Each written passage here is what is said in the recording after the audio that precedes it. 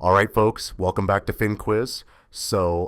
We're in our series on alternative investments, and today we're going to talk about one of the most grounded topics in the finance world. Literally, we're talking about natural resources. Now, you've probably heard the term thrown around in the news.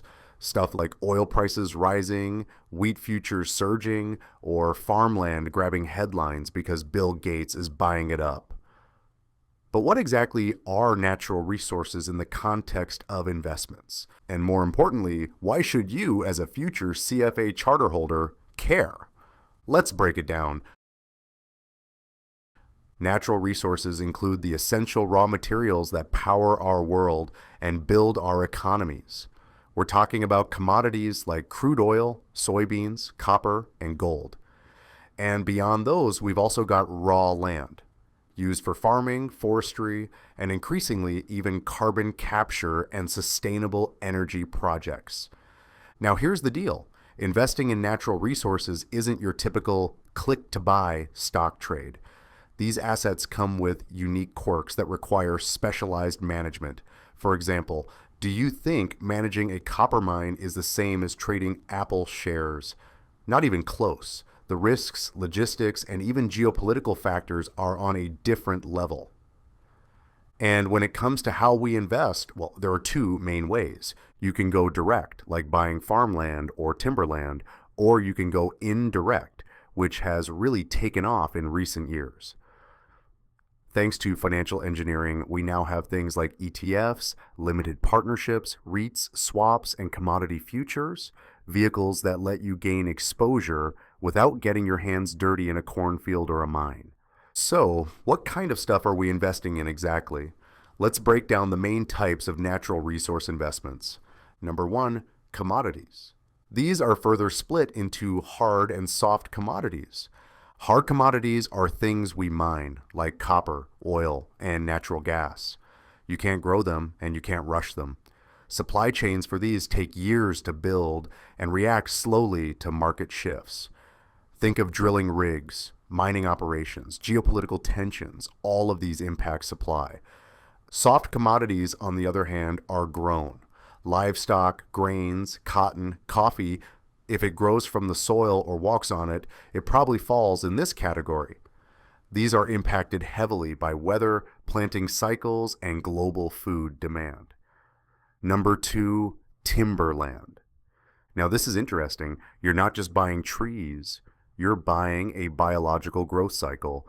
Timberland offers recurring income from timber sales, plus capital appreciation as the land value grows. And the best part? You can be flexible. Trees don't demand to be cut down on your schedule. You harvest when prices are favorable. That's a big bonus for timing your returns. Now, number three is farmland. This is a newer concept in the alternative investment world, but it's been gaining attention, especially with ESG investing on the rise. Why? Because it connects directly to sustainability, food production, soil conservation, and water usage. Plus, it offers steady income, especially in inflationary environments where food prices tend to rise. Not to mention, people always need to eat, right? Now, here's where things get more real. Population growth, climate change, and resource scarcity are driving increased demand for these assets. Think about it. How often do you hear about water shortages or rising food costs? These aren't abstract concerns. They're material realities that investors are starting to price in. So in summary, natural resources are physical, foundational, and financially strategic. But they also come with complexity. That's why mastering this topic gives you a serious edge, not just in passing the exam, but in understanding long-term portfolio strategy. In the next section, we'll get deeper into the investment features, comparing land to real estate, analyzing what makes timberland and farmland attractive, and talking returns, risks, and who's investing. But before we jump there, if you're finding this content helpful and want to be fully battle ready for the CFA exam, you can grab the complete FinQuiz Battle Ready summary set. The link is in the video description down. And yet, we're not just giving you summaries. At FinQuiz, we offer Stanley Notes for detailed reading, formula sheets for fast recall, a powerful question bank, and mock exams to test your readiness under real exam pressure. So, folks, study smart and sharp with FinQuiz. All right, team, let's keep rolling. So now that we've got a solid understanding of what natural resources are, it's time to take a closer look at how they behave as investments, what makes them unique, how they compare to traditional real estate, and why big money is moving into this space. Let's start by acknowledging something simple but powerful. Nature is the original supplier. Everything from your morning coffee to the steel in a skyscraper comes from the earth. Natural resources are the foundation of production, industry, and survival. So when you invest in farmland or timberland, you're not just buying land. You're buying access to future food, shelter, and industrial materials. That's a different kind of security. And investors have picked up on this. Think about the portfolio of a large institution like the Harvard Endowment. You'd be surprised how much of it is parked in timberland and farmland. Or look at a firm like Manulife Investment Management. They manage over 5 million acres of timberland and farmland combined. Why? Because these assets provide inflation protection, recurring income diversification, and increasingly ESG appeal. Now, from the outside, farmland might look like a cousin of real estate, but under the hood, they operate quite differently. Here's what's similar. Both are illiquid, both involve ownership capital, and both can generate cash flows, whether it's rental income from an apartment or lease payments from a soybean farm. In both cases, geography plays a big role. A piece of land in central Iowa, totally different investment profile than timberland in Oregon. And now the differences. That's where things get interesting. In real estate, value usually comes from improvements, new flooring, modern kitchens, or converting office space into co-working hubs. But with natural land, especially raw land, it's the natural features that matter most. Soil fertility, rainfall, climate, and even proximity to railroads or ports can drive value. Now, here's a business angle. A firm like Gladstone Land Corporation, a publicly traded REIT, specializes in buying farmland and leasing it to operators. They don't care about buildings. They care about crop yields and water access. That's the land game. Also, financing natural resource investments isn't quite like getting a mortgage for a house. Banks are more cautious. You often need private debt. Or if you're an institution, you might work with a TIMO. That's a Timberland Investment Management Organization. They handle everything from forest rotation to pest control. Yes, even bugs become a portfolio risk here. All right, let's get more specific. So how do we evaluate each type? Let's compare these types in terms of risks and returns. If you're the kind of learner who likes charts, perfect. Just take a look at this table. We've got 3 types of land: raw land, farmland, and timberland, and they each have their own return engines and risk factors. So first up, raw land. This one's mostly about speculation. You're betting on price appreciation, maybe collecting a little lease income if someone's grazing cattle on it or putting up a billboard. But the risks? Zoning headaches, unclear development potential. Basically, it's a bit of a wild card. So guys, raw land is like a blank canvas. Its return drivers are typically tied to price appreciation or future lease value, but it's highly speculative. Think of a developer holding land outside a fast-growing city like Austin, Texas, hoping to flip it in a few years as suburban sprawl increases. Now move over to farmland. This is much more predictable. You're making money from crop sales, grains, fruits, whatever's growing, and maybe some lease income if you rent it to a farmer. The risks here are very earth-based: weather, pests, and the biological rhythm of crops. If the rain doesn't come or a fungus shows up, that season's yield and your cash flow takes a hit. So, folks, farmland is more functional. The land produces cash crops, and you earn from selling those crops, leasing the land to farmers, or a combo of both. Its value is tied to soil quality, crop yields, and commodity prices. And yes, weather risk is real. Ask any farmer what happens when it rains at the wrong time. Then there's timberland. This one's kind of a long play. You make money when the trees grow and when you harvest and sell timber, plus there's land value over time. Timberland is almost a biology investment. It earns through biological growth, trees literally growing in size, and you make money when you harvest timber. If lumber prices spike, say during a housing boom like we saw in 2021, investors can time the harvest and cash in. Plus, timberland plays a role in carbon credits, which is increasingly important for ESG-aligned portfolios. But here, the big risks are disease, wildfires, and sharp swings in lumber prices. Just think about how crazy lumber got during the 2020 housing boom. Now, the natural next question is, who's actually investing in these? Well, raw land is mostly in the hands of big institutions or wealthy individuals who can afford to play the long game.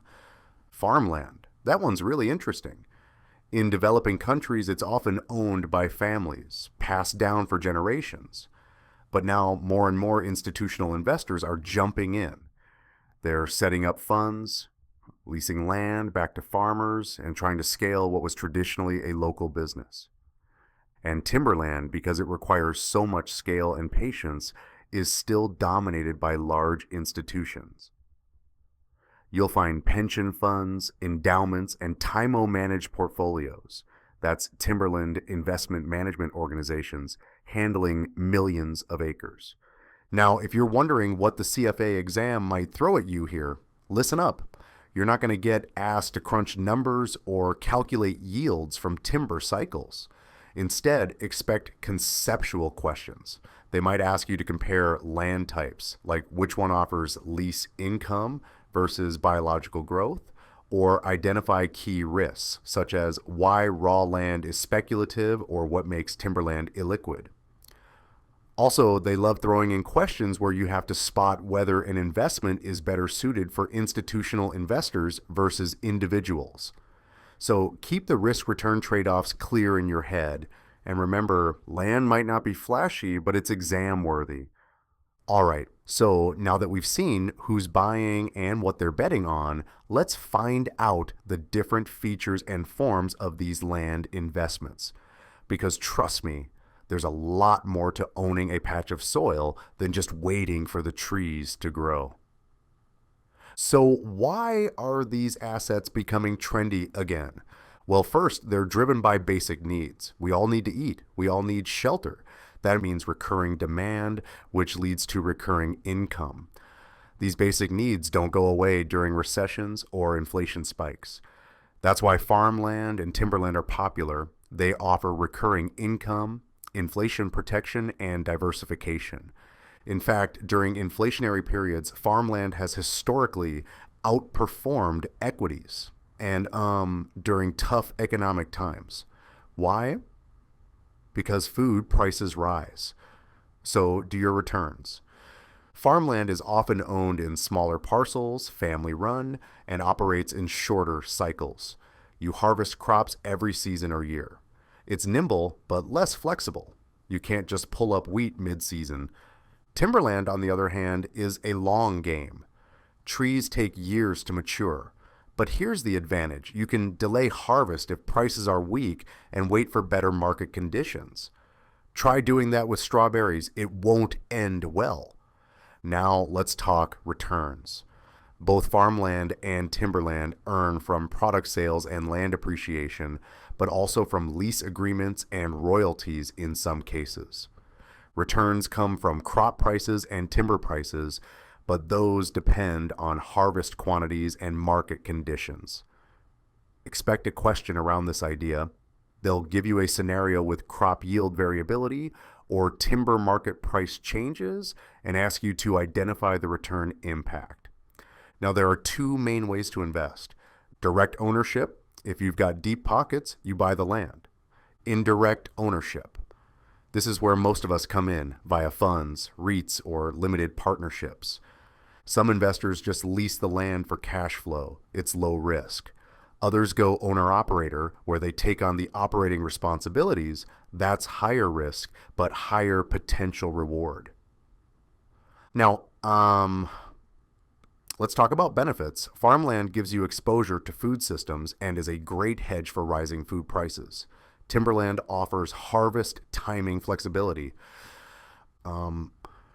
Both have potential ESG upside, carbon capture, sustainability, all that good stuff. That ESG angle, it's not fluff. Institutional investors are under pressure to hit sustainability goals, and land that conserves water or captures carbon is suddenly a prized asset. Challenges? Tons. Let's not sugarcoat it. Natural resource investments aren't perfect. They're illiquid. Try selling 500 acres of soybeans mid-harvest. So folks, illiquidity, big issue. Selling a farm or forest takes time, and weather risk, a drought or hurricane can destroy your returns. So they're weather dependent, and with climate change, that risk is rising. And yep, they're opaque. Information gap. Getting good data in this sector takes real sector-specific knowledge. You need real expertise to make smart decisions. And finally, the future outlook. Still, the future looks bright. As ESG grows, as supply chains become more localized, and as inflation remains sticky, demand for land-based investments is likely to increase. Think vertical farms, sustainable timber, water conservation, all driven by investor capital. So, demand for farmland and timberland is expected to grow, thanks to ESG priorities and increasing global food needs. If ESG shows up in a multiple choice question tied to farmland, connect the dots.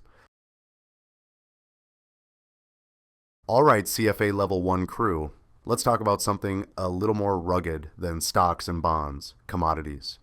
You know, the stuff the world runs on: oil, wheat, gold, copper, soybeans. When we talk about commodity investments, we're not just talking about speculators yelling on trading floors. These are actual physical things. Things you can touch, ship, store, and yes, lose in a warehouse fire if you're not careful. So let's start with the features of commodity investments. First off, investing in physical commodities comes with baggage, literally. We're talking transportation costs, storage fees, insurance, you name it. It's not like buying a stock where everything's digital and neat. If you own a ton of copper, someone has to hold on to that copper. Now here's something CFA Institute loves testing: the role of governments in commodity markets. Especially in emerging economies, governments tend to control strategic resources like oil, gas, and metals. Think of Saudi Arabia and Aramco, or Venezuela and PDVSA. Many of these state-owned enterprises drive policy decisions that directly affect global prices. So folks, remember, governments play a huge role in commodity markets, especially in emerging economies. For example, in Venezuela or Russia, oil reserves are tightly controlled by the state. Same goes for mining rights in countries like the Democratic Republic of Congo, which, by the way, is home to some of the richest cobalt and copper deposits in the world. And that matters, especially as climate policy is pushing us away from fossil fuels toward green energy, solar, wind, electric vehicles. Guess what those batteries need? Lithium, cobalt, nickel. That's why there's now massive investor interest in mining companies and ETFs tied to these minerals. And then we have the ESG crowd, who are getting more involved in sustainable commodity investments. Think of Timberland being used as a carbon sink, or funds that back regenerative farming practices. This shift isn't just a trend, it's reshaping long-term demand. All right, moving on. Commodity sectors are vast. We've got base metals like copper and aluminum, precious metals like gold and silver, energy products like oil and natural gas, agricultural goods like wheat, corn, soybeans, and even newer stuff like carbon credits and forest products. And it's not just what they are, it's how they're traded. Commodities are classified by grade, quality, and location. So Brent crude oil from the North Sea isn't the same as West Texas Intermediate. Now here's the kicker. Most investors don't actually want to deal with the physical goods. No one wants to store 500 barrels of oil in their garage. That's why derivatives, like futures and options, are king in commodity investing. It's all about controlling exposure without getting your hands dirty. Now, let me explain it to you. Let's say you're bullish on gold but don't want to buy and store physical bars. What do? You could buy an ETF like SPDR gold shares. It tracks the price of gold, gives you exposure, and you don't need to worry about vaults. That's a classic exchange traded product, ETP. Or maybe you're an institutional investor using a commodity trading advisor, CTA, to manage a futures portfolio diversified across oil, wheat, and copper. These advisors actively trade futures contracts using different strategies like trend following or spread trading. And if you're looking to zoom in on a specific sector, say energy, you've got specialized sector funds that focus solely on that. All right, folks, let's talk prices, because at the end of the day, whether you're dealing with barrels of oil or bushels of corn, the price is what makes or breaks the trade. Now, when it comes to commodities, you're not just paying for the good itself, you're also paying for the privilege of holding, storing, insuring, and sometimes even guarding it. Seriously, storing gold? Not cheap. Keeping soybeans safe from moisture? Also not fun. So most investors don't actually want the physical stuff. Instead, they get their exposure through derivative instruments, things like futures, forwards, and options. These let you track the price of oil, wheat, copper, whatever you're interested in, without taking physical delivery. Thank goodness. No one wants barrels of crude oil showing up in their driveway. Now here's the cool part. Commodities tend to move differently from traditional asset classes like stocks and bonds. That low correlation, it makes them perfect for portfolio diversification. When stocks tank, gold might rise. When inflation hits, energy commodities can spike. That's the kind of protection fund managers dream about. There are also commodity indexes, just like stock indexes, but for raw materials. They let investors track a whole basket of stuff. One index might focus on energy, another on agriculture. Super useful for sector level exposure. You'll hear about indexes like the S&P GSCI or Bloomberg Commodity Index. These track a mix of commodities and give you broad exposure. Agriculture, energy, metals, whatever you want. And commodity prices, they're influenced by both physical and financial markets. Think of this like two sides of the same coin. There's the real world of supply and demand, and then there's the trading floor where futures contracts are bought and sold. These two worlds are tightly connected. Now let's dig into the pricing mechanics, but don't panic. I'll walk you through it in easy way. So here's the pricing formula for commodities. Now this formula, it looks like something straight out of a math textbook. But hang with me, let's break it down like you're explaining it to a friend over coffee. F naught of T, that's your forward price. That's the price you'd agree to today if you wanted delivery of, let's say, a truckload of wheat 3 months from now. It's the lock it in now, pay it later price. S naught is the spot price. That's what you'd pay if you walked into the market and bought that same wheat right now on the spot. Now, R, that's your risk-free rate, usually something boring and stable like US Treasuries. It's basically the opportunity cost of tying your money up in this trade instead of parking it somewhere safe. Then we've got C, the cost of carry. Think storage fees, insurance premiums, maybe a security guard if you're sitting on gold bars. Any cost tied to physically holding the stuff until delivery. Now here's the fun part, I, the convenience yield. This is like the bonus you get from physically having the good in your hands. Imagine running a factory that needs copper today. You're not going to wait 3 months and pray prices stay low. You need the supply now to keep things moving. That urgency, that usefulness, that's your convenience yield. And finally, T is just time. How long until the contract settles? 1 month, 6 months, whatever your delivery horizon is.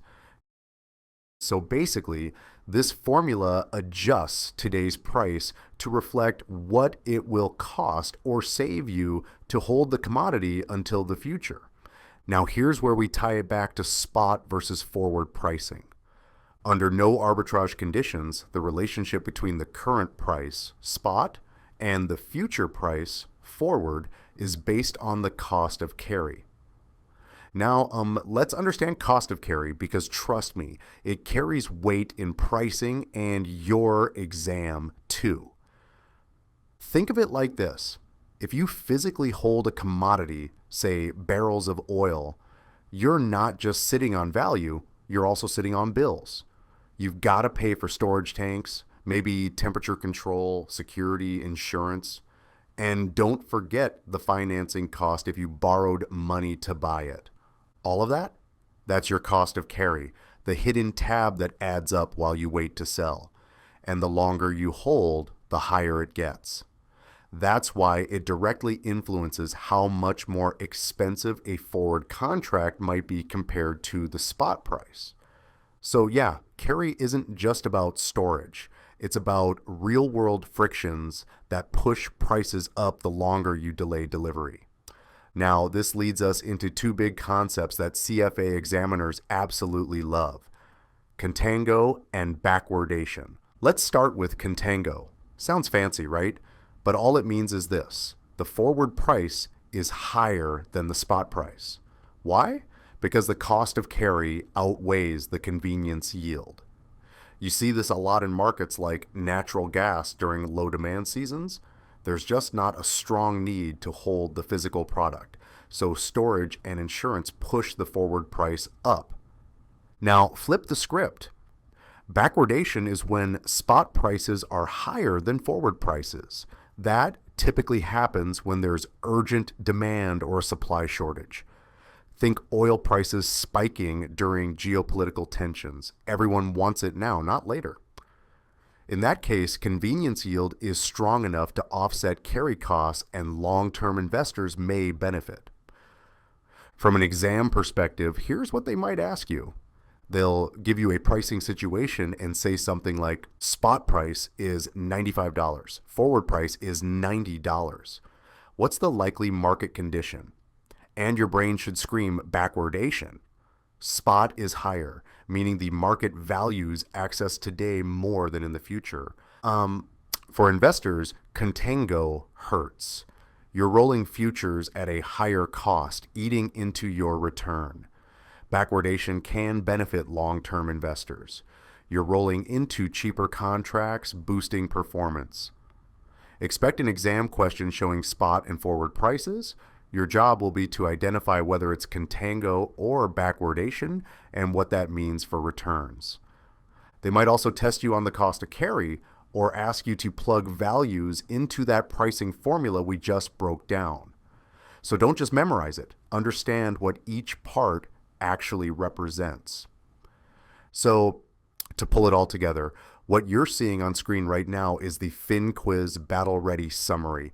These are your visual cheat sheet. We've taken the key points, trimmed the fat, and laid it out in a way that actually sticks. So when you're revising later, all this info won't just be bouncing around your head. It'll be clear, organized, and easy to recall. Guys, trust me, these summaries are gold, And if you find this style helpful, you can purchase the full set, link right in the description of this video. You'll also find Stanley Notes for deep dive reading, formula sheets for quick recall, and of course mock exams that give you the real exam feel. All right, take a breather, grab a coffee or stretch your neck, and then we'll move on to the next section. All right, team, we're on the home stretch now. Time to pull everything together and talk about risk, return, and diversification when it comes to natural resource investments. Think of this part like stepping back and asking, okay, so what do I get if I invest in this stuff? What's the upside? And what could go wrong? Let's start with commodities. Now, these are traded daily on exchanges: gold, crude oil, soybeans, you name it. Their prices move fast, sometimes minute by minute. And that's because supply and demand in commodities is a living, breathing thing. Take hard commodities like copper or lithium. Their supply is based on production capacity. And guess what? You don't just open a new lithium mine overnight. It can take years of exploration, approvals, equipment, and a small army of engineers. Meanwhile, soft commodities like wheat or coffee are more seasonal. Bad weather in Brazil, suddenly coffee prices spike. A bumper crop of wheat in Ukraine, prices may drop globally. Now here's the twist. Producers can't react instantly. Say there's a sudden demand surge in corn. A farmer can't magically grow a new harvest tomorrow. These supply lags are what cause those dramatic price swings and that volatility. That's both a risk and an opportunity. From an investment standpoint, commodities offer three things: the chance for returns, a hedge against inflation, and good old-fashioned diversification. They're especially helpful if you expect short to medium-term price bumps.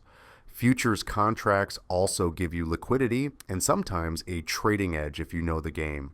Historically, some commodities, like gold, have even outpaced stocks and bonds during certain cycles. But don't forget, they're also far more volatile. The ride can be bumpy.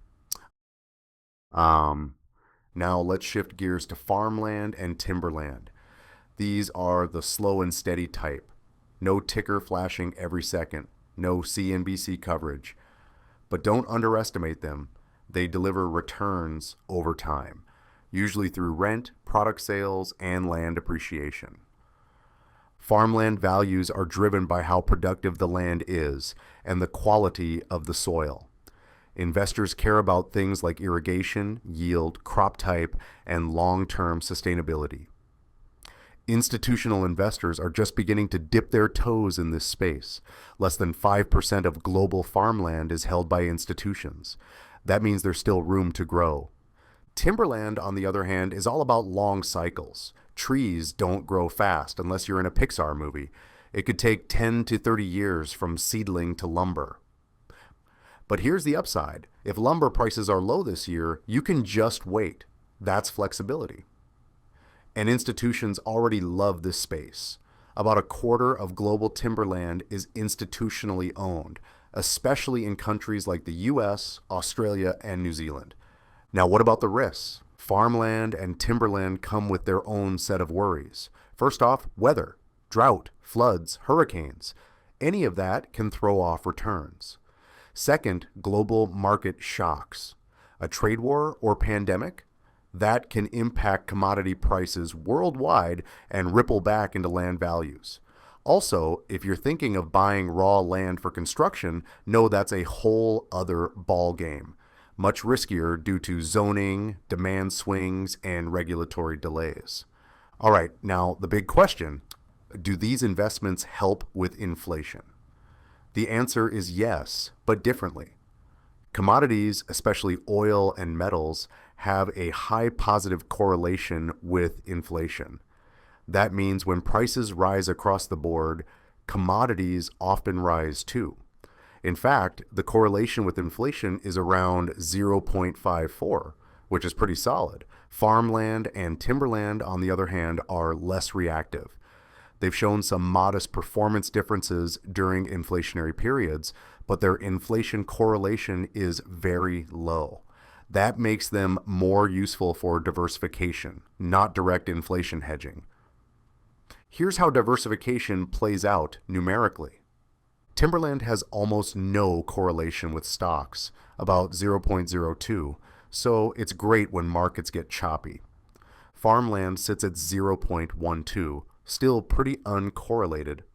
Commodities, on the other hand, have a 0.41 correlation with stocks, so they're not perfect diversifiers, but still add value. So commodities are fast-moving, high-volatility instruments with strong inflation protection. Farmland and Timberland are slower, steadier, and better for diversification, less about price spikes and more about long-term stability. All right, folks, that's a wrap on natural resources.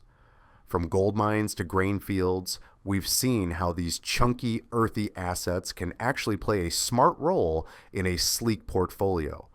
Whether it's hedging inflation, diversifying risk, or just understanding why timberland is more than just a bunch of trees, you now have the tools.